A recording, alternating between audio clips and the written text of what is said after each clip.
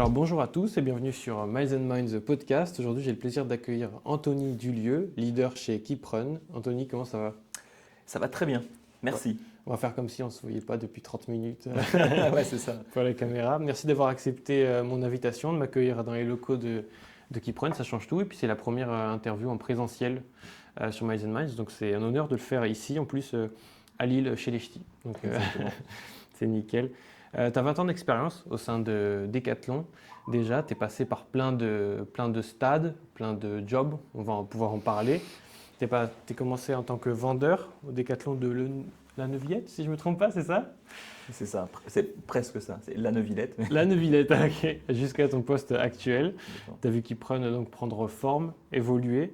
Aujourd'hui, l'idée, c'est vraiment de pouvoir comprendre et expliquer ton parcours, savoir quels sont les enjeux d'une marque comme celle-ci, et voilà, apprendre un peu plus sur toi, ton parcours, le sport et la marque. Donc pour commencer, j'aime toujours bien commencer par ton parcours à toi, ton parcours sportif. J'ai été étonné en faisant mes petites recherches avant le podcast que toi, à la base, ton sport, c'est le basket. Est-ce que c'est vrai? C'est ça, exactement. C'est ça? J'ai commencé par le basket, en baby basket. Alors je ne sais plus à quel âge on commence en baby basket, mais j'ai commencé tout petit, dans le Nord, parce que je suis né du Nord. Je suis né dans le Nord. Et j'ai fait du basket jusqu'à mes 17 ans, avant de partir en STAPS Ok. et de faire plein d'autres sports. Et tu avais une famille déjà sportive à la base? Pas du tout. Pas du tout. Non. Ok. Ouais. Donc tu sortais du lot, quoi. Ouais. Ma sœur, mes frères et sœurs ont toujours fait un peu de sport aussi, plutôt sport de combat. On a fait du karaté aussi, du judo.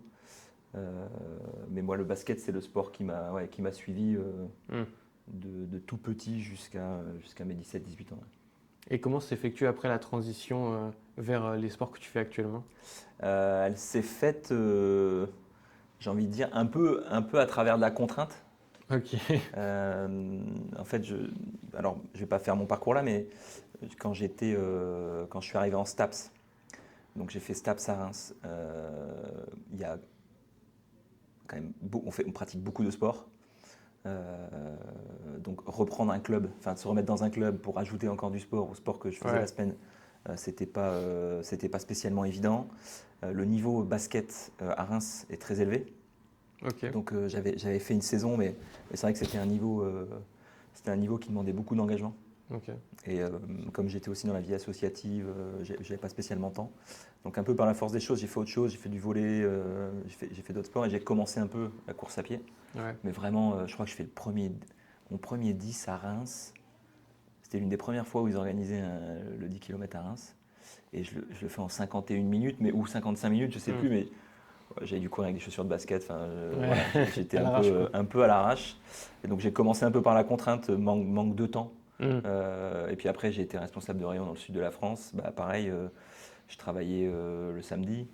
Donc pour les entraînements, c'était compliqué. Quand il y avait des matchs le samedi, forcément, c'était aussi compliqué. Donc j'ai continué la course à pied. Donc voilà, c'est plus par contrainte que ça m'a amené, à ces sports-là. Est-ce que tu sens, quand tu as débuté la course à pied, que le fait d'avoir fait du basket avant, qui est du fractionné constant, ça t'a aidé? Je pense, parce que je ne suis pas sûr d'avoir un talent naturel pour la course à pied. Ok. Je n'ai pas spécialement le physique. Et donc, en effet, le fait de... Et moi, sur le terrain, je partais toujours en contre-attaque. Ok. C'était un peu ce qu'on avait positionné quand même avec l'équipe. C'est une grosse défense. Et dès qu'on interceptait, partir devant. Et je partais toujours comme un dingue et je courais beaucoup. Je couvrais énormément le terrain. Donc, je pense que j'avais des prédispositions. Et le basket m'a aidé à travailler quasiment en permanence en fractionné, en fait. Ok. Tout un match, c'est que du fraction. Et quand tu étais enfant, ado, est-ce que tu imaginais déjà travailler dans le monde du sport? Ou c'est quelque chose qui est venu vraiment après? Au début, j'ai eu plein d'envies. J'ai voulu être juge, avocat, plutôt côté littéraire. Et puis en fait, quand j'ai commencé mes études, j'étais un peu plus fort sur les matières scientifiques, donc plutôt carrière ingénieur. Et puis j'étais tellement passionné par le sport que très vite m'est venu à l'idée d'être prof de sport. Ok. Et donc de plutôt faire une filière STAPS. Et puis dans cette filière STAPS, j'ai découvert autre chose, j'ai découvert Decathlon et c'est là où je suis parti sur autre chose et un autre projet. Et donc, prof, c'est tombé à l'eau. Prof, c'est tombé à l'eau parce que j'ai fait un stage en 2e année. On devait faire un stage en école et je me suis occupé de l'UNSS. Ok, Donc, ouais. normalement, c'est censé être des enfants qui viennent. Enfin, en tout cas, moi, je faisais de l'UNSS parce que je voulais des heures de sport en plus. Ok. Donc, Donc j'y allais entre midi et vraiment. deux. Ouais, j'y allais Ok. vraiment pour le sport, quoi, pour Mm. ma passion. Et en fait, je me suis rendu compte que j'étais plutôt là pour garder des gosses. Mm. Il y en a qui arrivaient avec des jeans, des chaussures de ville. Et donc, j'ai dit, oula, alors je suis dans un quartier pas trop compliqué. Je suis normalement censé être dans le cadre de l'UNSS, donc les gamins sont censés venir pour leur plaisir. Et déjà, je galère. Mm. Donc, qu'est-ce que ça peut être si j'arrive souvent sur les premiers postes, sur des endroits plus compliqués, avec des gamins qui n'ont pas spécialement envie de venir faire du sport. Je sentais que ma passion aurait été mise à rude épreuve. Ouais, mais il Donc, venait peut-être plus pour être avec les copains que ouais, le donc sport je lui-même. me suis dit, allez, on va essayer de s'orienter toujours dans le sport, mais sur autre chose. Et j'ai un prof de socio qui m'a dit, écoute, il y a des stages qui sont prévus. Essaie de faire un stage dans une entreprise qui pourrait te plaire Ouais. et qui pourrait mêler tes passions. Et c'est vrai que moi, mon père, il tenait un commerce, donc j'aimais bien le contact client, j'avais ce contact client, j'aimais bien le sport. Et donc finalement, je suis allé postuler pour un stage chez Decat, j'avais fait Decat, Intersport, j'avais fait un peu tous les magasins qu'il y avait de sport autour de la ville, Go Sport aussi à Reims, et j'ai été pris à Decat. Ok, En donc 2004. c'est là que commence un peu cette Ouais, aventure. ouais, c'est là que ça Ok. commence. Ouais. Donc c'était à partir de ton père qui t'a un peu dit ah tiens ça pourrait être une bonne idée. C'était une rencontre avec quelqu'un d'autre ou t'as un peu testé tout ce qui pouvait être lié au sport et. Non, c'est vraiment à la fois la filière qu'ils proposaient en STAPS, c'est-à-dire qu'il y avait une filière qu'ils appelaient management. Et donc c'est ce prof de socio qui m'a dit essaye de trouver une entreprise qui pourrait te correspondre, qui pourrait répondre à tes besoins. Donc moi je sais que en aidant mon père le week-end, moi j'aimais bien le contact client, j'aimais bien parler avec les Ouais. clients. Voilà, pendant mes études aussi, je vendais des mutuelles. Ok. Les mutuelles étudiantes, Mhm. il y avait des gens qui nous rabattaient, et puis moi j'étais plutôt le vendeur. Et j'aimais bien vendre les choses aux gens, j'aimais bien conseiller, essayer de donner le bon tips et tout. Et donc voilà, j'aimais le commerce, j'aimais le sport. Donc j'ai dit, bah, ça fait tilt dans ma tête, j'ai dit, bah, je vais tenter ma chance de faire un stage dans un magasin de sport. Ok. Voilà. Et donc ouais, on l'a dit, hein, ça fait 20 ans, c'est ça, 20 ans que tu 21. es là, 21 ans que tu es là. Donc tu es passé par plusieurs postes, tu as eu des jobs avec des tâches plus opérationnelles dans le magasin en tant que vendeur, etc. Après de management, puis là actuellement plus de leader, donc j'imagine qu'il y a un travail, on en a parlé un peu, mais de prédiction, etc., de savoir où est-ce que la marque doit être dans 5 ans. Après tout ce temps passé dans l'entreprise, dans la marque, pourquoi c'est logique de rester à Decathlon pour toi? Euh, Decathlon, c'est une entreprise qui, en tout cas, moi, nourrit énormément mes forces motrices. Ok. D'autonomie, de liberté, de capacité à prendre des décisions, d'intraprendre. Euh, j'ai toujours voulu, depuis tout petit que je me souvienne, j'ai toujours voulu prendre des décisions, voilà, décider, avancer. Je me rappelle de ça parce que j'ai une photo de moi quand j'avais 5 ans, photo de classe, et j'ai les cheveux comme ça. Et je dis à ma mère, je dis, mais pourquoi? Elle me dit, bah, tu voulais pas qu'on te coiffe, tu voulais tout faire tout seul. Mhm. Et je pense que j'ai toujours eu ça en moi, de vouloir, voilà, de vouloir pouvoir décider, etc. Et cette entreprise, très tôt, elle m'a mis dans cette dynamique de pouvoir prendre des décisions, d'être autonome, de me responsabiliser, de responsabiliser les autres. Et j'ai trouvé ça assez naturel et aussi assez formidable. De Mhm. pouvoir donner la chance aux gens de prendre des décisions, de dire je, d'être responsable, et pas d'être dans une relation à l'entreprise où on est plutôt infantilisé, mais où on est plutôt responsabilisé. Et donc, c'est pas tant les métiers qui me font rester que la manière d'appréhender le management et l'évolution des collaborateurs qui me fait rester dans cette entreprise. Ok. Et tu sens que ton travail avant de vente, de gestion de magasins, etc., t'aide dans ce que tu fais actuellement? Ouais. Ouais. Bah, y a plusieurs choses. La manière d'envisager la prise de responsabilité progressive chez Decathlon, qui a été un peu poussée par le fondateur, c'est de dire il faut prendre des responsabilités progressives et qui ont des conséquences dans le temps de plus en plus éloignées de la prise de décision. C'est ça qui rend Ok. responsable. Dans la mesure où, dès le premier jour, chez Decathlon, on essaie de te faire prendre des décisions. Des petites décisions avec des conséquences très rapides. Je fais une tête de gondole, j'analyse le chiffre, je suis capable de voir si ça a fonctionné, si ça n'a pas fonctionné. Ok. Des petites décisions au fur et à mesure. Donc, tout petit chez Decathlon, j'ai pris plein de petites décisions. Et au fur et à mesure de l'évolution de ma carrière, je prenais des décisions qui allaient avoir des impacts dans le temps. Quand je suis directeur de magasin, que je prends la décision d'animer une politique commerciale, j'anime ça pour 1 an et j'engage tous mes collaborateurs dans ça. Donc là, la conséquence de ma décision, elle n'est pas demain, elle est dans 12 mois. Donc il faut que je sois très responsable pour prendre cette décision. Mais Decathlon m'a appris à le faire. Donc aujourd'hui, je dirais que ce soit dans la manière de manager, d'être capable de prendre des décisions qui ont des conséquences de plus en plus lointaines. Quand on a mis une marque, tu as vu tout à l'heure, on travaille sur les projets 2027. Ouais. On va bientôt briefer en janvier 2028. Donc on est tout le temps en avance de phase. Donc le fait d'avoir appris à prendre des décisions qui ont des conséquences de plus en plus lointaines m'aide aujourd'hui dans mon métier, ça c'est une certitude. Et l'autre chose, c'est que le parallèle qu'il y a à faire entre mon métier de vendeur et le métier d'aujourd'hui, c'est qu'au final, c'est un client qui achète mes produits. Donc d'avoir la bonne connaissance de mes clients depuis le départ, depuis que j'ai été formé, m'a toujours aidé en fait à bien concevoir mes produits, parce que je sais à la fin exactement ce qui se passe. J'ai un vendeur qui est face à un client et qui doit lui proposer un produit qui lui va bien, avec le bon prix, avec le bon conseil. Et donc d'avoir vécu tout ça de l'intérieur, ça me permet, je pense, d'être encore plus pertinent aujourd'hui quand je travaille avec mes équipes sur les offres de demain. Et puis ça permet peut-être aussi, ouais, c'est ça, comme tu dis, d'éviter ce cliché qu'on peut avoir du leader d'une marque un peu hors sol qui ne connaît pas la réalité entre guillemets du terrain. Là, du coup, ouais, c'est vrai que tu connais le client directement, donc ouais, c'est super intéressant. Ouais, moi, j'ai fait 10 ans de vendeur à directeur de magasin, 10 ans en magasin. Et oui, je pense que, alors maintenant c'est un peu éloigné, ça fait une dizaine d'années que j'y suis plus, mais j'ai une bonne connaissance en effet de nos clients, de leurs attentes, et donc comment essayer d'y répondre au mieux. Ouais, donc du coup, il y a une vraie évolution tout au long de ta carrière, tu l'as dit, de ce processus de décision. Là, en arrivant, tu m'as montré un peu donc, les collections qui allaient arriver. J'étais impressionné par l'avance que vous prenez. Là, tu parles de 2027, 2028. Comment vous faites ce travail de prédiction, parce que c'est un peu ça, de tendances qui vont arriver? Comment il se fait ce processus-là? Ah bah ça, c'est tout le secret, non, mais c'est toute la compétence qu'on a aujourd'hui en marque, chez Keeprun, mais aussi ailleurs chez Decathlon, dans les autres marques, d'être capable de définir les bonnes offres qui vont répondre à des besoins qui arriveront un peu plus tard, et aussi de développer ces offres dans des tendances colorielles qui vont aussi correspondre à des besoins 1 an et demi après. Ouais.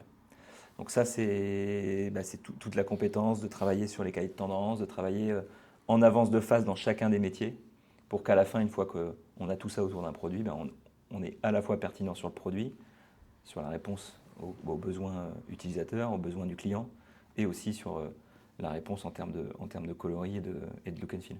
Ok, c'est super intéressant. C'est vrai que c'est très complexe, c'est des parties de la marque auxquelles on ne pense pas forcément quand on achète le produit, mais oui, il y a cette vraie nécessité-là. Et pour essayer de comprendre un peu mieux toi, ton métier, même pour les auditeurs qui nous écoutent, est-ce que tu peux un peu nous faire une semaine, alors c'est compliqué forcément, mais une semaine un peu type de qu'est-ce que tu fais dans ta journée, dans ta semaine? Alors peut-être avant de passer sur la semaine, essayer de décrire un peu mon métier, parce qu'il n'est pas toujours facile à faire comprendre. Ouais, c'est vaste. Il est assez vaste, et le faire chez Decathlon, c'est, je pense, pas la même manière que de le faire par ailleurs. Donc en gros, moi je m'occupe de tout ce qui va être conception, de la conception jusqu'à la commercialisation de l'ensemble des produits du running pour Decathlon. Okay. Et donc ça part pour moi en tout cas dans mon râteau d'animation, de l'animation de la conception, donc l'ingénierie, le design, la communication, le marketing, la supply, l'approvisionnement, la commercialisation. Okay. Donc c'est un râteau qui est assez large. Ensuite, j'ai des fonctions support de finance qui vont venir aussi m'accompagner, de gestionnaire de projet et de ce qu'on appelle chief of staff, donc de personnes qui m'accompagnent aussi sur la partie stratégique. Donc ça, c'est plutôt mon râteau d'animation, et c'est l'ensemble des variétés de métiers que je vais animer. Alors, je n'ai pas tout fait les métiers, moi je viens de l'offre. J'ai fait un métier de chef de produit. Je n'ai pas animé tous les métiers. Donc ensuite, chez Decat, on a aussi ce qu'on appelle des hubs de compétences qui vont venir aussi accompagner l'ensemble des filières pour rester au très bon niveau. Et donc, dans ma semaine, type, alors moi, elle est très variée parce qu'elle est aussi rythmée par les sollicitations que je vais avoir en tant que leader. En fonction des périodes de l'année. Mais globalement, ma mission, c'est d'animer mes collaborateurs à délivrer les bons produits au bon moment, au bon prix. Donc, le seul truc qui est fixe, entre guillemets, dans ma semaine, c'est le lundi matin, le point chiffre. Ok. Tous les lundis matins, 9h15, on fait un point chiffre. On analyse les performances qu'on a fait précédemment et puis on projette ce qu'on va faire, ce qu'on prévoit de faire sur la semaine et ce qu'on va avoir comme priorité. Et ensuite, ça va être jalonné à chaque fois de rendez-vous. Donc chez Decathlon, on a un principe qui est très fort en termes de management, c'est l'entretien individuel mensuel. Tous les mois, je vois tous mes collaborateurs. Donc moi, j'anime 11 personnes en direct. Donc déjà, dans mon agenda, tu vas retrouver, en fonction de mes semaines bien sûr, des rendez-vous de 2 à 3 heures avec mes leaders pour les animer sur ce qu'ils délivrent pour la marque. Et ensuite, tu vas retrouver donc de l'animation individuelle et de l'animation collective. Donc ensuite, je vais avoir, par exemple, le mardi, j'ai une réunion hebdomadaire avec tous mes leaders pour passer pareil en revue l'ensemble des éléments qu'on doit délivrer. Et puis, de manière conjoncturelle, tu vas avoir des réunions d'équipe. Donc je vois 4 fois l'ensemble de mon équipe par an. Donc ça, pareil, tu vas le retrouver dans mon planning type. Okay. Donc il n'y a pas vraiment de planning type. Je vis un peu au gré des rendez-vous que je peux avoir. La semaine prochaine, on a par exemple 3 jours de réunion de leaders avec tous les leaders de la boîte. Voilà, ça me prend 3 jours dans la semaine, donc ce n'est pas une semaine type. Hier, j'avais un rendez-vous sur toute une journée avec le fitness et d'autres univers pour inspiration. Donc voilà, c'est pas, je ne suis pas sur un métier opérationnel qui demande d'avoir des tâches bien précises dans la semaine. Ok. Ouais, donc tu as aussi besoin quand même d'avoir cette vue drone, un peu de savoir où tout le monde en est et où est-ce qu'on va. Ouais. Et du coup, quand tu as commencé, tu en as un peu parlé, mais est-ce que c'est compliqué de gérer autant d'équipes qui font des choses si différentes que tu n'as pas forcément, toi, faites Ouais, c'est la différence avec le magasin. En magasin, j'ai toujours animé des métiers que j'avais fait. Ouais. J'étais vendeur, après j'étais responsable de rayon, j'ai animé des vendeurs, ensuite j'étais responsable d'exploitation, ensuite j'étais directeur. Donc j'ai animé quasiment tous les métiers que j'ai fait. Et donc du coup, quand j'animais les personnes, je savais exactement de quoi on parlait. La difficulté en effet a été quand j'ai plutôt basculé donc, dans le côté marque chez Decathlon, c'est déjà d'apprendre un nouveau métier, chef de produit. C'est un métier que je ne connaissais pas, donc que j'ai dû découvrir. Mais l'avantage du métier de chef de produit, c'est qu'on travaille en groupe projet avec les retail suppliers, avec les designers, avec les ingénieurs, la communication, le marketing, pour pouvoir, autour d'un projet produit, délivrer l'ensemble des éléments nécessaires à bien vendre ce produit. Okay. Donc finalement, quand tu es chef de produit, ton produit, c'est comme si c'était ta marque. Donc ça fait une petite marque. Ouais, tu animes les mêmes types de compétences. Donc même sans les avoir fait, je les avais déjà un petit peu animés au service d'un produit. Là, en fait, l'échelle, elle change un peu. Je viens l'animer, mais mon produit, c'est plus un produit, c'est une marque. Et donc, il faut toujours que j'ai le design, la supply, l'ingénierie, le marketing, etc. Donc, j'ai appréhendé via le métier de chef de produit mon nouveau métier. Et puis, je l'ai passé au fur et à mesure en termes d'importance, puisqu'au début, j'avais que le road running, donc que les chaussures route compétition. Ensuite, on a récupéré l'athlétisme. Et puis, depuis 2 ans, on a remis toutes les équipes running ensemble. Donc voilà, au fur et à mesure, j'ai aussi appris à prendre le volume nécessaire. Est-ce que le fait de travailler dans le sport, à la course à pied constamment, quand tu rentres chez toi, est-ce que tu as envie de courir ou est-ce que tu en as entendu parler toute la semaine et tu as envie d'arrêter complètement? Je cours 6 fois par semaine en ce moment, je prépare Valence. Donc, Valence, ok, sympa. Donc j'ai pas de rejet. Au contraire. Non, au contraire. Et puis moi je fais du 43, donc je teste tous les produits. Ouais, c'est la taille parfaite. Ouais. Je suis sur l'application Keep Run Pacer. Non, moi j'ai toujours voulu tester tout ce que j'allais vendre à mes clients. Ok. Voilà, dans la mesure où je peux vendre à mes parents, enfin je peux vendre à ma famille, à mes amis, donc Voilà, faut que ce soit nickel, quoi. Donc j'ai toujours voulu tester. Et donc j'ai la chance de faire du 43. Et donc je teste tous mes produits. Et puis ouais, je suis très curieux. Souvent je descends pour aller gratter un produit, pour aller tester le midi. Donc non, je suis pas dégoûté, au contraire. T'es obligé de courir vite du coup le midi pour pas qu'on voit les chaussures en avance. C'est ça. Ouais. Bon, je suis pas le plus rapide de la bande. Je me débrouille, mais je suis pas le plus rapide de la bande.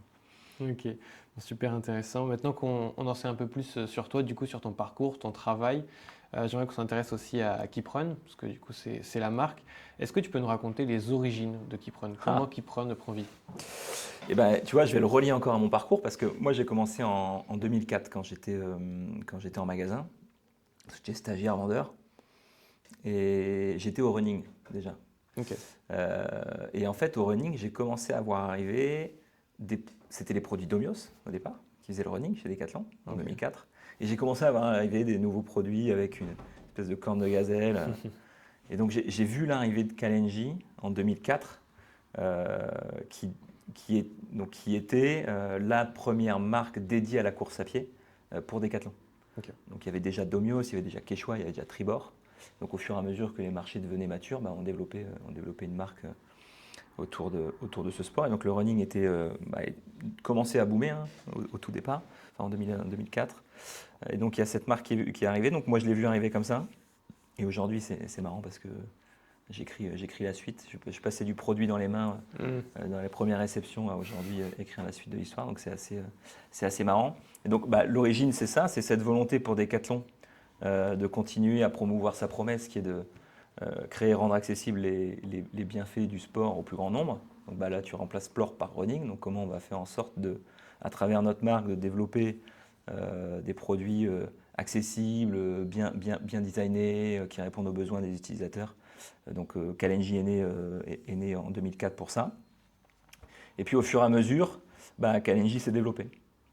Et pour la petite histoire, KeepRun, qui arrive en 2008, avec la première chaussure KeepRun, ça s'appelait la KeepRun 1000. 2008. Ouais, 2008, c'est une chaussure de la gamme performance de la marque Kalenji. Ok. C'est marrant parce que le vélo Between, par exemple, c'est un vélo à la base, Between. Oui, j'ai vu. C'est un vélo qui est devenu la marque aussi. Donc c'est intéressant, il y a des parallèles à faire chez Decathlon. Et donc, de 2004 à 2008, Kalenji s'est plutôt développé sur l'accessibilité, avec une chaussure à 12 €, avec un textile, notamment un t-shirt à 4 €, le Diffuse 1000. Il y avait une pub télé à l'époque. Et puis en 2008, on a commencé un peu à adresser le marché de la performance avec cette gamme KeepRun. Cette gamme KeepRun, elle vient, et notamment le nom, ils viennent de la contraction de la phrase Keep Running, que des chefs de produits en fait avaient entendu au marathon de New York. Ils étaient partis au marathon de New York pour faire des observations. Alors c'est un métier formidable, le métier de chef de produit. Moi j'étais au Brésil, j'étais en Chine, j'étais au Japon, j'étais aux États-Unis. Tu voyages en même temps. Tu voyages, tu vas observer les utilisateurs, tu vas observer les coureurs pour voir un petit peu comment ils pratiquent, quels besoins ils peuvent avoir. Quand ils étaient à New York, ils ont entendu cette phrase Keep running, keep running. Et quand ils sont rentrés en France, il était temps de lancer une gamme performance pour Kalenji. Et lors d'un workshop, ils ont dit Keep run. Ils ont contracté cette phrase et ils ont dit le produit ce sera Keep run. Et donc la Keep run 1000 est née de cette contraction de Keep running, née finalement d'un cri d'encouragement du marathon. Et finalement ça nous ressemble bien aujourd'hui parce que c'est vraiment ce qu'on a envie de porter comme message de marque. C'est d'être ce supporter numéro 1 pour les runners, d'être à côté d'eux pour leur permettre d'arriver à atteindre leur objectif, à vivre pleinement leur course. Donc c'est pour ça que nous, on veut vraiment faire vivre Keep Run, parce que je trouve que c'est un cri formidable d'accompagnement. Keep running, lâche pas, vas-y, tu vas y arriver. Alors c'est pas que ça, parce que c'est trop facile de dire Keep Run et démerde-toi. Mais nous, notre volonté, c'est de pouvoir vraiment porter cette promesse, donc d'être à leur côté, les accompagner à travers les produits et les services qui leur permettra de continuer de courir. Et donc Keep Run est né de cette phrase-là. Ensuite, l'histoire du running, elle a un peu continué. Je ne sais pas si tu as connu cette période, mais en 2018, on a cassé les grandes marques. Oui. Donc toutes les grandes marques chez Decathlon sont devenues un peu plus petites. L'idée, c'était d'être de plus en plus spécialisé pour l'utilisateur. Donc Kalenji a gardé plutôt ce qu'on appelait le jogger. KeepRun a pris le road running, donc vraiment la pratique en compétition sur route. Il y avait Evadict pour le trail. Et tu avais Kupima, qui est resté très peu de temps, pour l'athlétisme. Coupima, pour le coup, j'en avais Ouais, jamais entendu parler, je il crois. y a eu quelques produits qui sont sortis. Ok. Donc très vite, comme je te disais tout à l'heure, Coupima a réintégré Keeprun. Hmm. Donc on avait plutôt le pôle performance, on a gardé Kalenji et Evadict. Et puis en 2023, voilà, on a décidé de tout remettre ensemble et de mettre et d'avoir qu'une seule marque pour être plus fort ensemble et pour pouvoir adresser la communauté des runners de manière plus pertinente. Tout à l'heure, tu parlais de la volonté de Keeprun qui était de justement être pendant tout le long de ce processus avec les coureurs, à les aider, etc.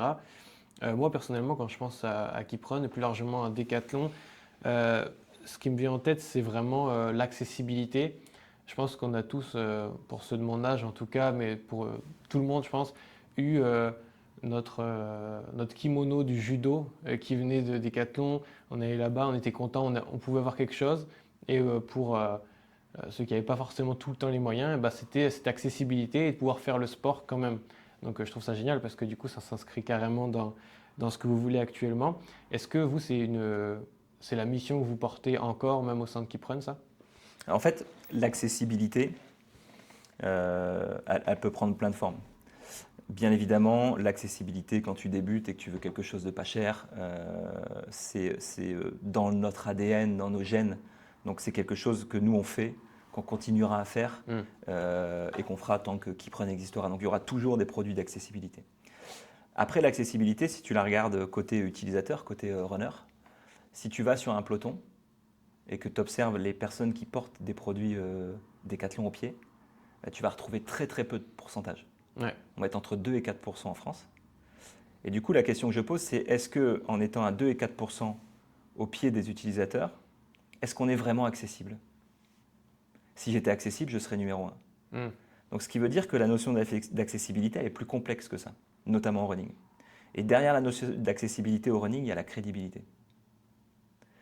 Et par ma crédibilité, je deviendrai accessible. Donc, nous, on garde l'accessibilité, bien évidemment, mais on travaille aussi, et c'est ce qu'on fait avec la nouvelle identité de marque, avec le nouveau logo, avec l'ensemble des nouveaux produits qui sont en train de sortir. On vient travailler la crédibilité de nos produits, tout en restant accessible. Parce que c'est cette crédibilité qui nous permettra d'être demain pleinement accessible à l'ensemble des utilisateurs. Parce que accessible au premier prix, avec tes premiers prix, tu es plutôt accessible aux primo-accédants. Est-ce que quand tu restes vraiment pas cher, tu es accessible aux utilisateurs plus performants ou aux utilisateurs qui vont être les prescripteurs des autres? Donc ça, c'est les questions qu'on se pose pour développer notre gamme de produits. Rester accessible tout en étant crédible. Ok. Oui, il y a eu ce vrai travail de crédibilité, un truc comme tu le dis, de Keeprun et Decathlon plus généralement. Je pense que ça s'est aussi fait, dis-moi si je me trompe, mais par tous ces partenariats. Au basket, je crois qu'il y a maintenant Alex Sarr, on a Antoine Griezmann au foot, etc. Je pense que ça a aussi joué, mais il y a aussi tout le rebranding de toutes les marques qui a forcément à jouer. Du coup, j'ai l'impression qu'il y a un peu une double ambition de garder cette accessibilité, comme je te parlais, un peu avoir des prix bas, mais quelque chose de qualité. Et justement, en même temps, de proposer quelque chose qui est de qualité et qui n'est pas juste au prix bas, mais nul, entre guillemets. Comment on maintient cet équilibre? Comment vous faites pour être rentable, entre guillemets? Je ne sais pas si tu vois un peu le sens de la question, mais comment c'est possible cet équilibre-là? Je pense qu'il n'y a pas de question de rentabilité parce que c'est plus de question de volonté de la marque d'y aller ou pas. Ouais. C'est pas rentable de faire des produits pas chers. C'est pas le sujet. Le sujet est plus que certaines marques vont pas y aller parce que ça peut dégrader leur image de marque. Donc c'est pas qu'elles peuvent pas le faire, c'est que par positionnement de marque, elles n'iront pas. Nous, on est né de l'accessibilité. Donc c'est quelque chose qu'on a développé, on sait très bien le faire. Et donc ça, il faut qu'on continue à le faire. La bonne question, c'est en effet comment réussir à devenir crédible en étant finalement cette marque avec laquelle tu as commencé. Donc ça, c'est tout le challenge qu'on a aujourd'hui et tous les réglages dont tu parlais qu'on est en train d'opérer sur à la fois la gamme produit. Ça commence quand même par le produit. Ouais. Si tu n'as pas un bon produit, c'est difficile d'aller attirer les athlètes, notamment aujourd'hui. Et après, ça passe par la crédibilité. Par la crédibilité grâce aux athlètes qu'on va pouvoir avoir, grâce à notre présence sur certains gros événements. Aussi, on a développé une initiative au Kenya qui est la 42 House, qui est aussi une manière d'exprimer notre perception de la performance et comment on peut appréhender la performance durable aussi pour nos athlètes kényans. Ok. Quand je pense aux défis d'une marque, je pense aussi forcément à l'écologie, à l'environnement. C'est un sujet qui revient beaucoup. On a vu qu'il y a quand même des prises de position chez Decathlon, chez Kipron aussi, avec des paires sans col par exemple, ou des choses du genre. Euh, Toi, comment tu vois ça? Est-ce qu'il y a la volonté, j'imagine, oui, d'avancer dans cette idée-là? Et selon toi, qu'est-ce qui reste à faire? J'aime bien dire que je trouve que le running, dans l'industrie du sport, c'est le sport qui a peut-être les plus gros enjeux en termes de développement durable et de sustainability. Pourquoi? Parce que nos produits, c'est des consommables. Hmm. Un t-shirt de running, tu le revends rarement Ouais, quand tu l'as porté longtemps. Une chaussette, tu la revends rarement. Une chaussure, tu la revends rarement et elle se consomme en fait. Donc le produit il se consomme et après souvent tu le jettes. Hmm.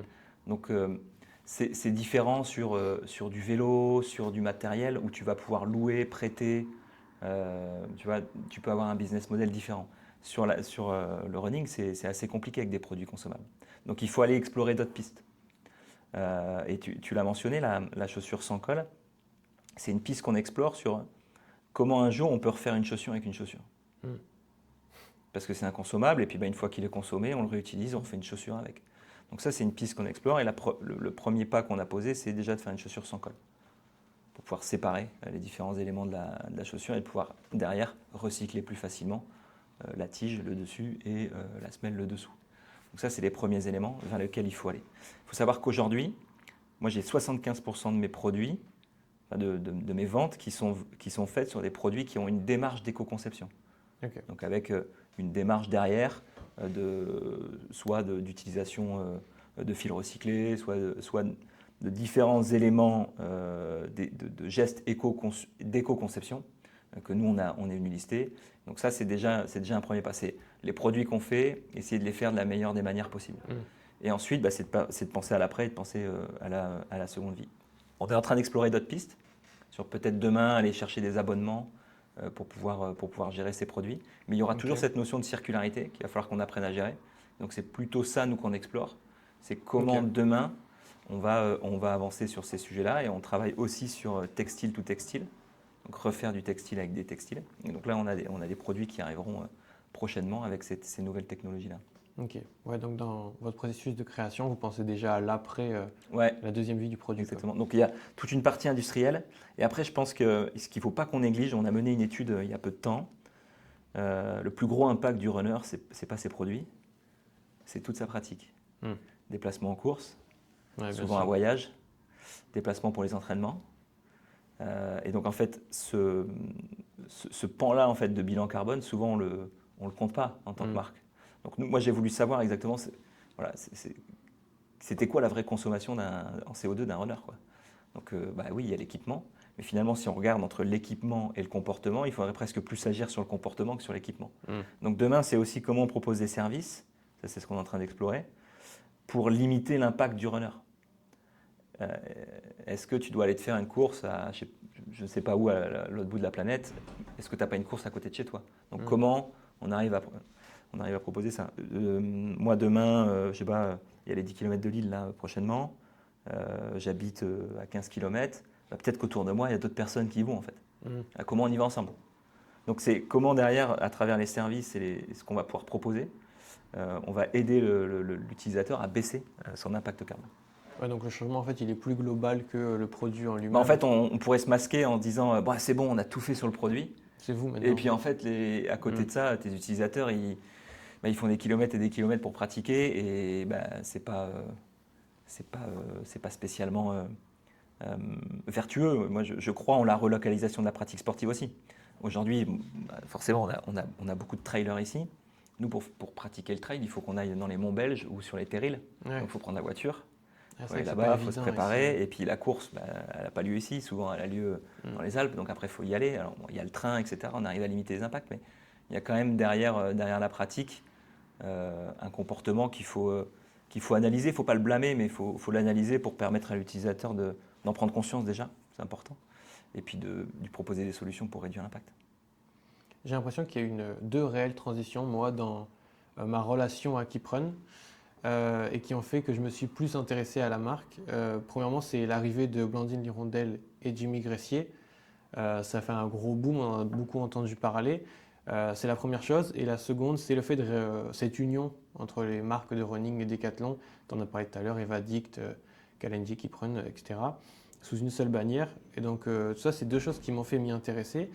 Premièrement, on a donc un moment qui crée beaucoup de bruit, beaucoup de lumière d'un coup sur Keeprun, Jimmy Gressier.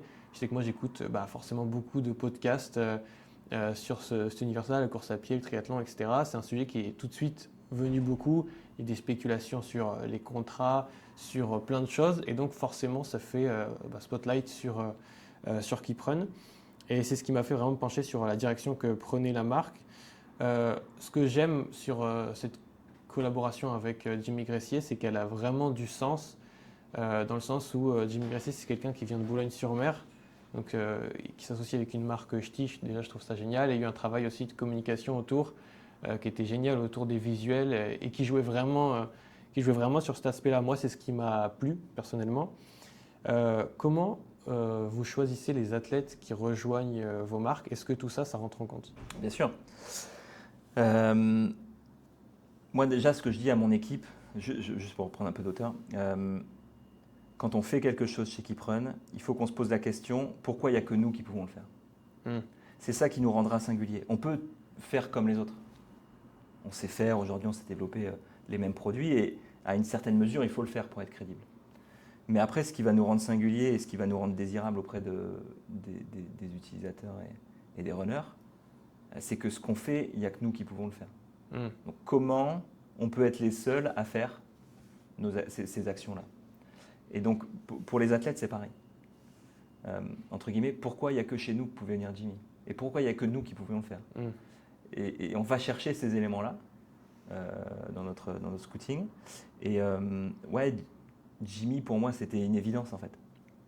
C'était une évidence de par déjà sa relation qu'il avait avec Decathlon, de par ses origines de Boulogne, de là où il venait. Moi, j'ai dit, quand je l'avais rencontré, j'ai dit, t'es un petit gars du Nord avec des grandes ambitions internationales, et nous, on est une petite marque du Nord avec des grandes ambitions internationales. Il y a des choses incroyables. Et puis, après, là, c'est plus personnel, mais moi, j'ai un peu eu la même jeunesse que Jimmy. Donc, je me retrouvais, vraiment beaucoup en lui. Et donc, ça a pas mal matché dans nos échanges. Et donc, ça faisait sens. Et je pense que quand on l'a annoncé, que Decathlon et Keeprun signent Jimmy, c'est fou. C'était un super coup, mais c'était surtout super logique quelque part. S'il y a une marque qui pouvait le faire, c'était nous. Et comment on gère l'arrivée de Jimmy Gressier? C'est une figure aujourd'hui. Est-ce que son arrivée, ça change quelque chose dans la façon dont vous avez travaillé en interne? Est-ce qu'il y a plus d'enjeux? Est-ce que ça change quelque chose au final? Ouais, en règle générale, le travail avec les athlètes, ça change. Pas complètement notre manière de travailler, mais si tu veux, il y a des normes World Athletics. Il y a en lien avec ces normes-là, il y a un certain nombre de choses à respecter en termes de conception, en termes de commercialisation.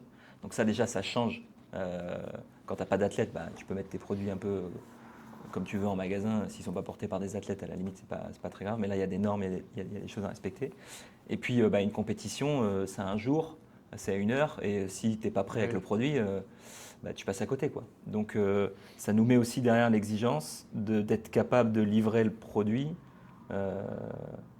au plus haut niveau des standards qu'on est capable de proposer et dans le temps qui est imparti pour la compétition. Donc ça, c'est des éléments qui, en tout cas, font que ça change notre relation, enfin, ça change parfois notre manière de concevoir. C'est pas tant l'arrivée de Jimmy, c'est vraiment le fait d'avoir des athlètes qui a changé. Après, Jimmy, c'est hyper facile de travailler avec lui. Il est super exigeant, donc ça c'est top parce que ça pousse nos équipes d'ingénieurs. Et il a mis l'idée à la seconde, donc c'est top. Ce qui est particulièrement intéressant aussi à Decathlon, c'est que les athlètes jouent un rôle dans la création, la façon dont le produit va être au final. C'est aussi le cas avec Antoine Griezmann au foot. Il en a parlé en interview. Je trouve ça génial. Est-ce que tu peux nous parler de ça? Pourquoi c'est important que eux, voilà, ils aient un rôle à jouer là-dedans? Et ouais, je trouve que c'est intéressant parce que notamment, on l'a vu, Jimmy Gressier a dû courir avec d'autres marques pour certaines courses. Et je trouve ça super de la part de Decathlon et de Kipron d'avoir laissé ça possible, parce que d'autres marques auraient très bien pu bloquer et dire non, bah, t'es avec nous, tu cours avec nos produits, quoi. Donc est-ce que tu peux nous parler un peu de ça? Voilà, sur l'événement-là, il n'aurait pas pu du tout courir avec ton produit parce qu'on Oui. on a pris un no-go de validation. Donc, Ouais. quoi qu'il arrive, j'aurais pas pu j'allais pas lui dire de ne pas courir un championnat du monde. Et deux, je ne pouvais pas courir pieds nus. Donc, Surtout celui-là. il était un peu obligé de trouver une parade. Du coup, j'ai bouffé la question. Du coup, l'idée, c'était pourquoi c'est important qu'ils aient un rôle dans ce Ah oui, alors processus. déjà, ça a toujours été le cas chez Decathlon. Alors, tu n'as peut-être pas connu, mais à une époque, on travaillait avec Fabrice Santoro, c'était un tennisman. On travaillait avec Karine Ruby, on travaillait avec Loïc Lefebvre. C'était la volonté d'avoir ce qu'on appelait des partenariats techniques. C'était pas tant des athlètes, c'était vraiment la volonté de pousser nos produits à l'extrême en termes d'exigence pour pouvoir après faire ruisseler cette exigence pour tout le monde. Donc aujourd'hui, les chaussures avec lesquelles court Jimmy, notamment la 900X2, c'est une chaussure que tu retrouves en magasin. C'est exactement la même chaussure avec laquelle il court, et donc ça nous permet de rendre accessibles des produits portés par des athlètes de très haut niveau pour tous les coureurs en fait. Et donc ce qui est important pour nous, c'est que nos athlètes ne soient pas juste là pour porter nos produits, de tenez, prenez-les, allez courir. On veut vraiment développer cette relation de co-conception, de co-développement, de co-création, pour qu'on puisse avoir un peu de leur expertise dans nos produits, et que eux aussi se sentent acteurs. Moi, je pense que c'est important qu'un athlète soit pas juste entre guillemets un faire-valoir, mais que ce soit aussi quelqu'un qui est vraiment engagé dans la marque, engagé dans le produit, et avoir son mot à dire, et que nous on soit capable de l'écouter. On fait la même chose avec la Fortitude. On a des moments avec les athlètes pour prendre leur feedback, pour faire évoluer nos produits. Tous nos athlètes, on les intègre à cette co-création. Ok. Pour ce qui est du deuxième enjeu, dont je te parlais tout à l'heure, l'unification des marques, est-ce que ça a été difficile de réunir 3 marques sous une seule même vision? Forcément, quand tu as 3 groupes qui travaillent sur, entre guillemets, 3 projets distincts qui vont porter quelque part une forme de singularité différente, quand tu réunis tout le monde, la première difficulté, c'est de réussir à faire travailler tout le monde ensemble sous la même bannière, comme tu dis. Ce qui était intéressant à observer aux premières réunions, c'est que même si tu venais de l'extérieur, je t'invitais à une de mes réunions.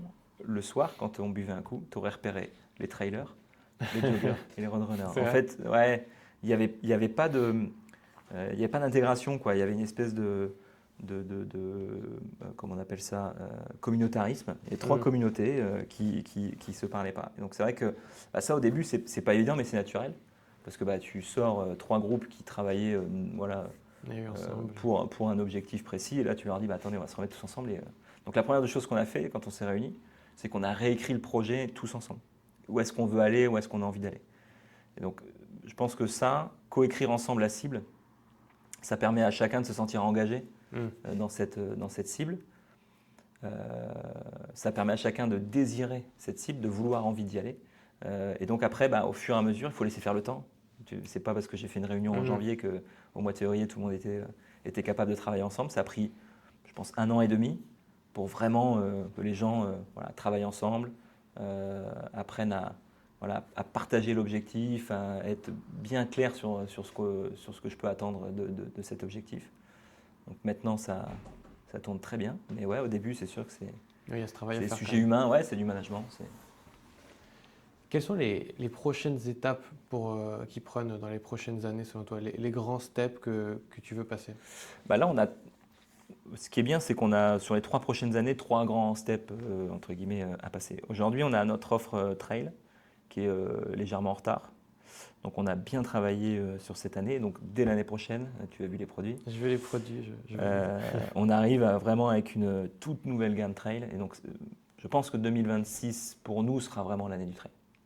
Donc on va avoir une très très belle année côté trail.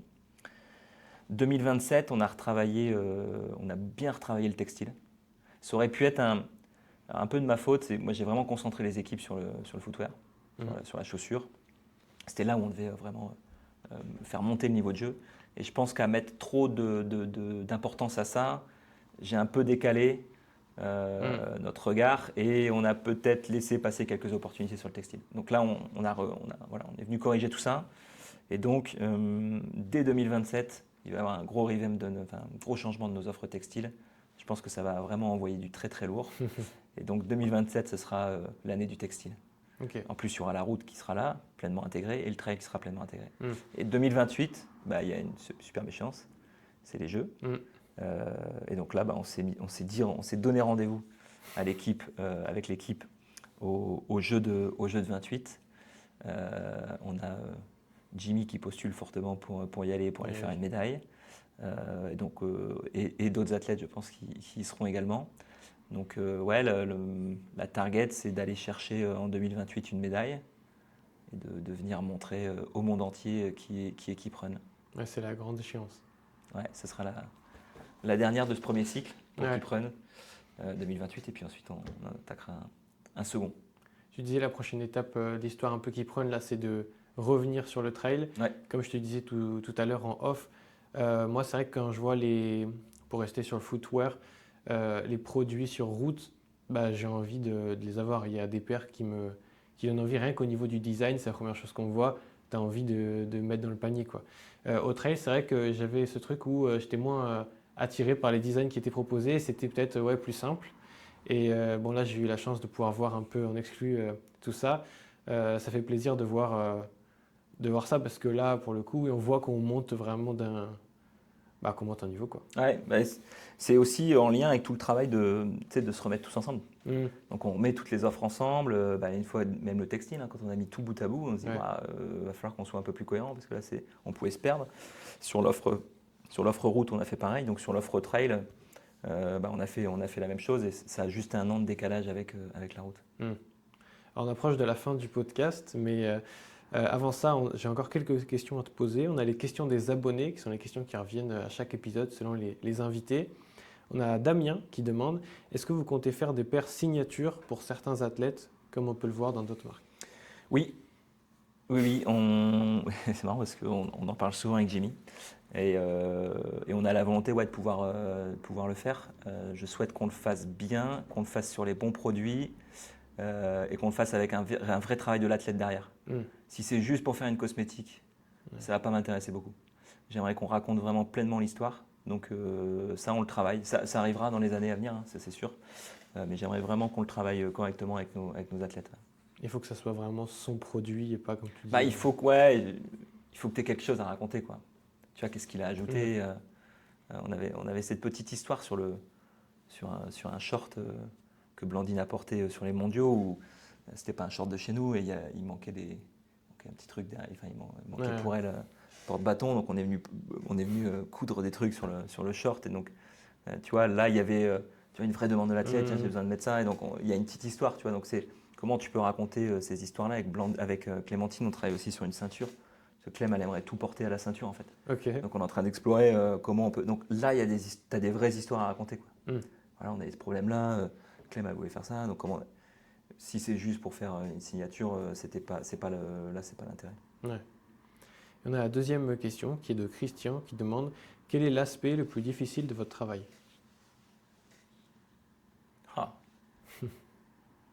Complexe. L'aspect le plus difficile de mon travail.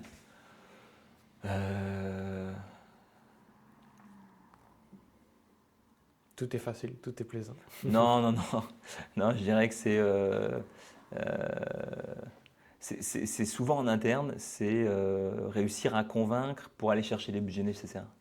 C'est peut-être parce qu'on est une grosse marque, Decathlon. Il y a plein de sports qui sont prioritaires et parfois l'aspect le plus difficile, c'est de venir convaincre que le running doit avoir toute sa place, même si c'est très important chez Decathlon, on va passer en cause. Et donc des fois, il y a des discussions sur des niveaux budgétaires qui peuvent être être plus difficile. Donc justifier ta vision et pourquoi c'est important d'avoir Exactement, le budget parce que moi je suis nécessaire. convaincu, Eh oui, j'imagine bien, sûr. j'espère. Mais tout le monde est convaincu chez Decathlon, donc c'est bien. Et donc après, il faut réussir à convaincre. Pour finir, on a la question qu'on pose à chaque invité en fin de podcast. Si tu devais résumer la course à pied en un mot ou une phrase, si on est gentil, qu'est-ce que ce serait? Je te dirais, c'est le pouvoir de prendre conscience en toi, et donc confiance en toi. Je pense que la course à pied, elle a ce pouvoir de faire prendre conscience aux gens qui sont capables de faire quelque chose, que des gens ordinaires peuvent faire des choses extraordinaires. Et je trouve que ça, pour moi, c'est le plus beau cadeau qu'on peut faire aux gens. J'ai des enfants, le plus beau cadeau que j'ai envie de leur faire, c'est juste leur faire prendre confiance en eux. Et pour avoir confiance, il faut avoir conscience de soi. Et je trouve que la course à pied t'apporte la conscience de toi. Tes limites, ce que tu peux être capable de faire, ce que tu ne vas pas être capable de faire, la fierté de réussir, la tristesse de ne pas avoir réussi et donc d'apprendre. Donc, je trouve que c'est une très belle école pour prendre conscience en soi. Et c'est un sport qui est magnifique parce qu'il est inné. On est le seul être sur Terre à pouvoir courir sur ses deux pieds. Les enfants, dès qu'ils savent marcher, ils se mettent à courir. Ils courent partout. Donc c'est vraiment inné, profondément inné en nous. On a tous couru enfant en fait. Après on l'a perdu, on l'a oublié, mais on a tous couru, on a tous commencé à courir. C'est même un sport, certains anthropologues disent qu'on en est ici aujourd'hui parce qu'un jour on a mangé de la viande et parce qu'un jour on a réussi à chasser. Et les premières chasses qu'on faisait, c'était des chasses à l'épuisement. Oui, on courait après les animaux et au bout d'un moment ils étaient épuisés. Donc c'est grâce à la course à pied qu'on est là aussi. Et c'est certainement l'un des sports les plus accessibles au monde. Sur certains endroits de la planète, on court même sans chaussures. Ouais, c'est clair. Il suffit juste de sortir dehors et d'aller courir. Donc, ouais, ce sport, il a de formidables pouvoirs. Merci Anthony, merci de m'avoir invité ici, d'avoir accepté l'invitation. C'est un plaisir et puis c'est une opportunité géniale. Cool. Est-ce que tu as un endroit vers lequel tu veux rediriger nos auditeurs, peut-être un documentaire, les réseaux sociaux? Ouais, alors il y a un super documentaire sur YouTube. Sur la 42 House, donc sur la chaîne Keep Run, vous pouvez aller voir. C'est 45 minutes, mais de pure émotion. Et vous allez voir, parce que je trouve que souvent on parle du Kenya, des Kenyans, de manière assez rapide, avec beaucoup de raccourcis. Et il ne faut pas oublier que c'est avant tout des êtres humains. Et ce qu'on fait là-bas, moi j'adore forcément ce qu'on fait là-bas, mais pour l'avoir vécu et pour avoir été avec eux, et encore il y a 15 jours à Paris avec eux, c'est une vraie famille, il se passe des choses extraordinaires. Et ouais, ça court très vite, mais c'est avant tout des super êtres humains. Et donc, allez découvrir ce petit 43 minutes, je crois, ou 45 minutes de pure émotion, et vous allez voir exactement ce qu'on mène là-bas avec Keep Run. On va tous regarder ça alors. Allez-y, ouais. Merci à tous les auditeurs qui ont écouté cet épisode. C'est un plaisir de pouvoir recevoir à chaque fois des personnalités qui font nos sports d'endurance. Merci Anthony encore une fois. Et on se revoit pour un prochain épisode. Merci.